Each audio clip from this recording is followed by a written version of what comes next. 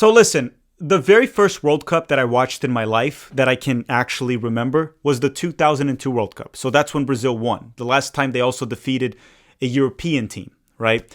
And it's funny because when Brazil lost in 2006, that hurt a lot. 2010, that comeback from the Dutch, it also hurt a lot. 2014 at home, I was kind of laughing during the 7-1 loss to Germany because it was just a meme at that point.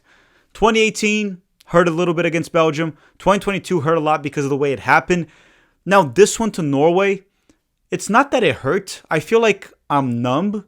And the way things played out, I was just like, you know what? Bem feito.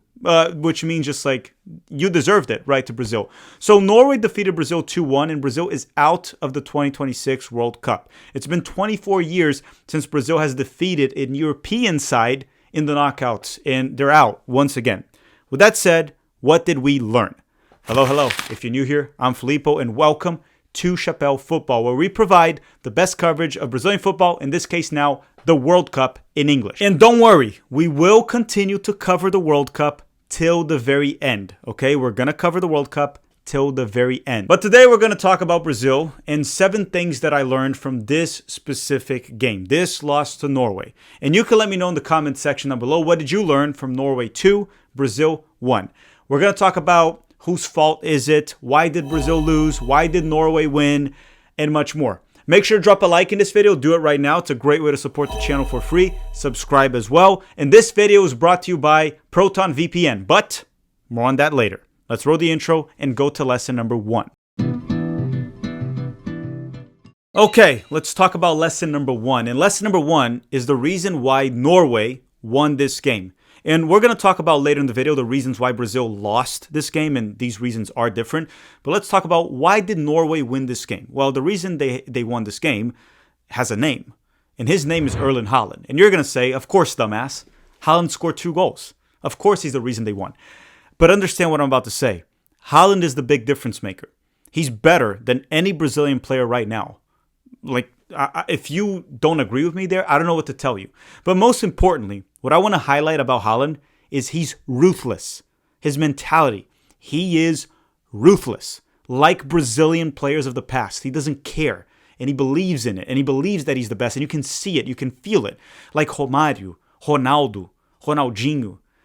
Who else could I name here? Go back to Pelé. He's ruthless.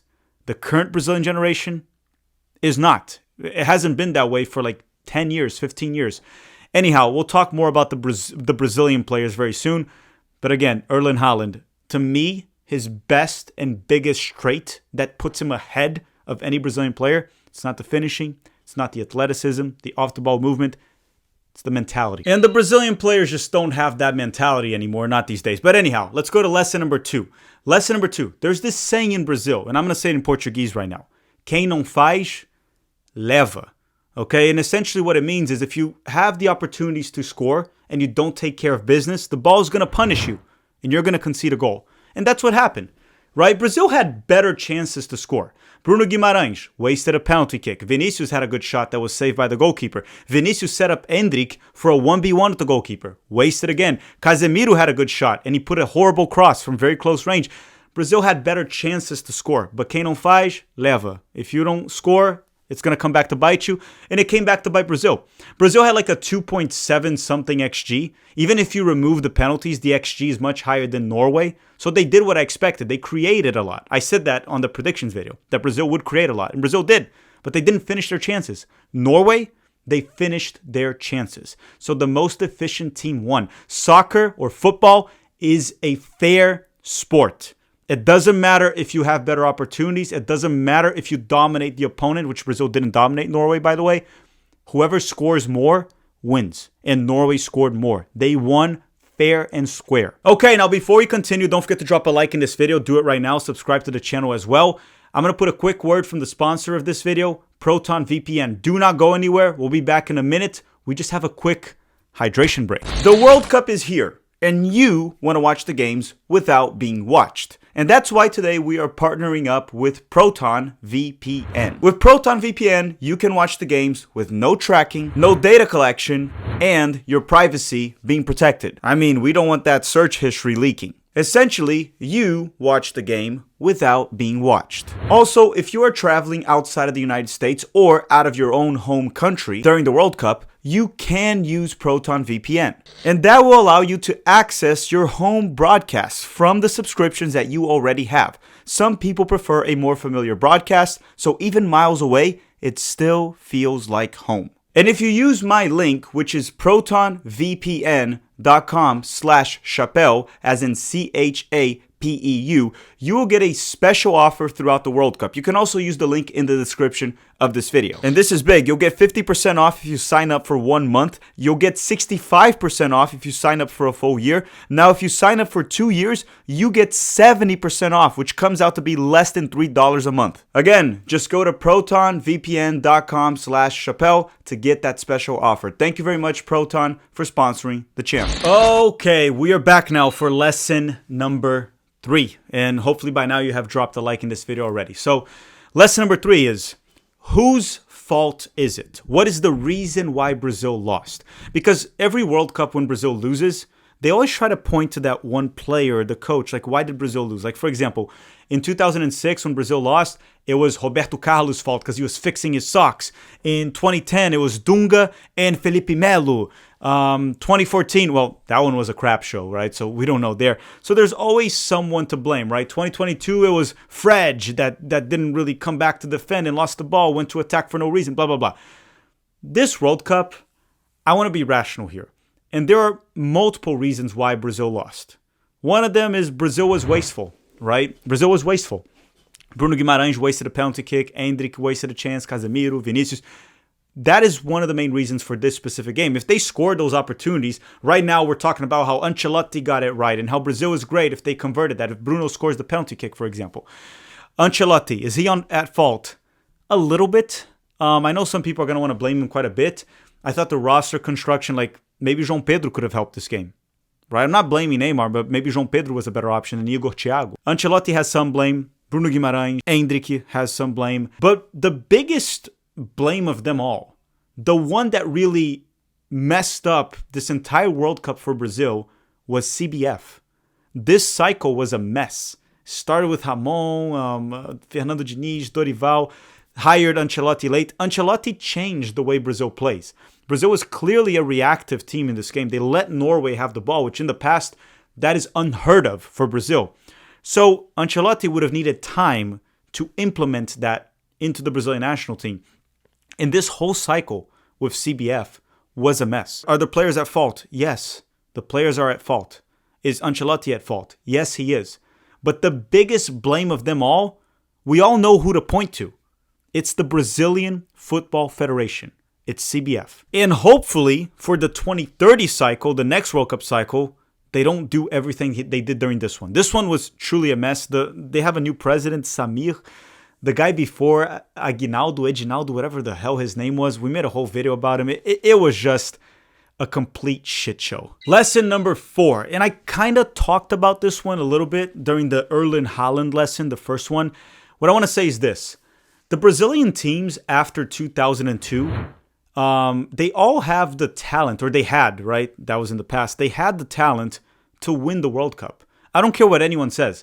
Every single Brazilian team, 2006, 2010, 2014, 2018, 2022, and 2026, they had the talent, enough good players to try to win the World Cup, okay? 06 had a lot of talent. 06 was a different problem, but 2010, 2014, 2018, and 2022, and now 2026, the biggest issue is the mentality of this team. And I talked about it. They're not ruthless like the players of the past.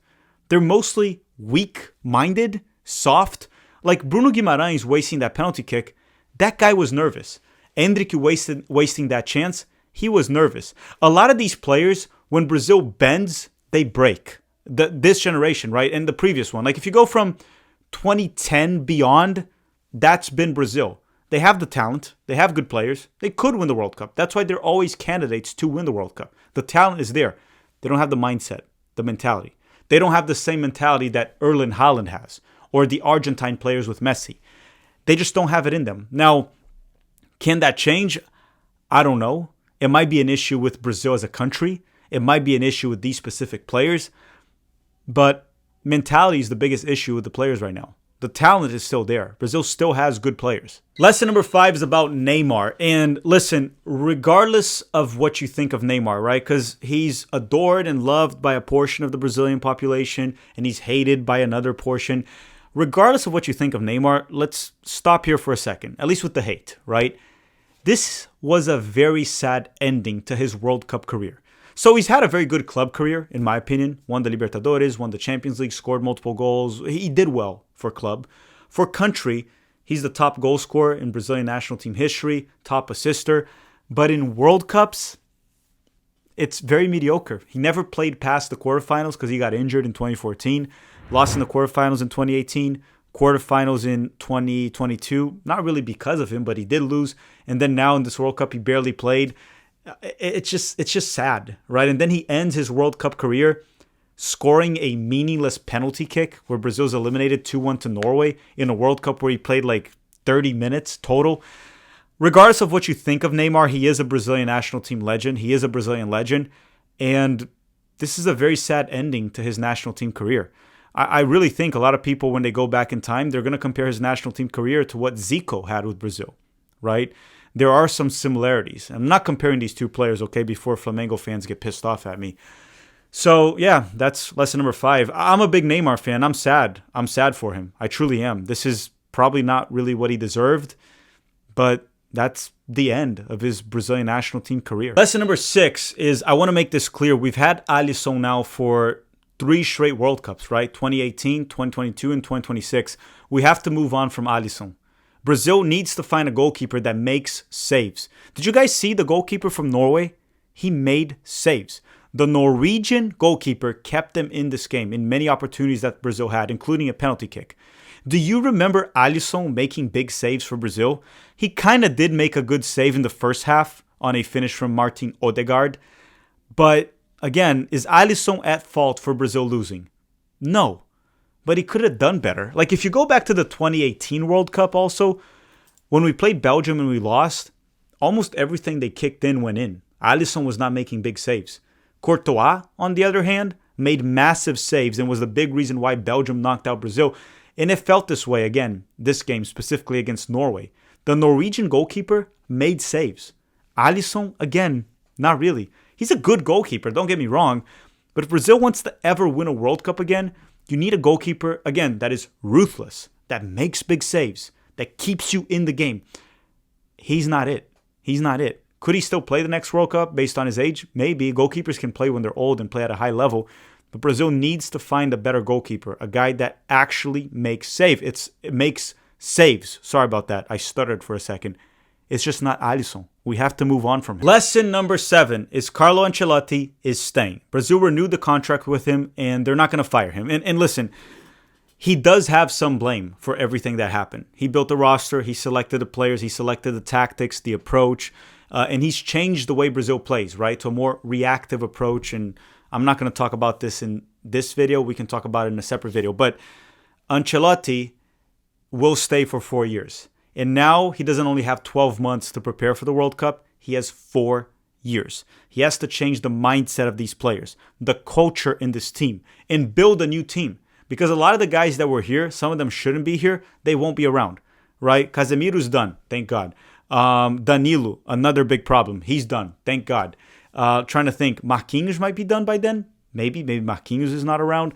Neymar won't be around. Many of these players won't be there. So he has to build a new team from the get-go and change the mindset, the culture of the Brazilian national team. If he can do that in 4 years, Brazil will arrive in the 2030 World Cup as a strong candidate. Until then, it's going to continue to be like this, losing to an European side every single time we face them in the knockout rounds. And everyone, that's it for today. We'll continue the World Cup coverage. If you want me to do a video of why Brazilian football is probably mentally weak and why Brazil just has lost his identity and has been struggling in World Cups for like 20 plus years, let me know in the comment section down below. We will make that video. Now, I want to thank you all very much for watching.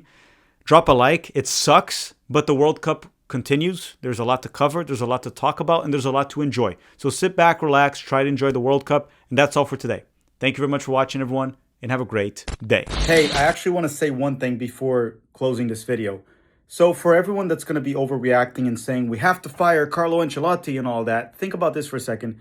If Bruno Guimarães scores the penalty kick or Endrick scores that goal on a 1v1 to goalkeeper, very likely Brazil wins this game the way things were going, right?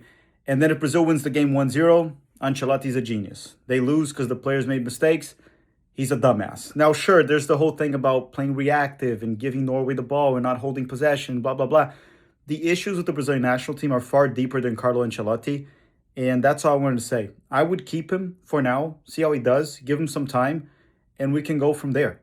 Let's just not overreact and take measures that are a little bit too over exaggerated. All right? Yeah, it wasn't great work from him, but give him time now. That's all. That's all I want to say. Okay? Now, bye. Have a great day. Bye.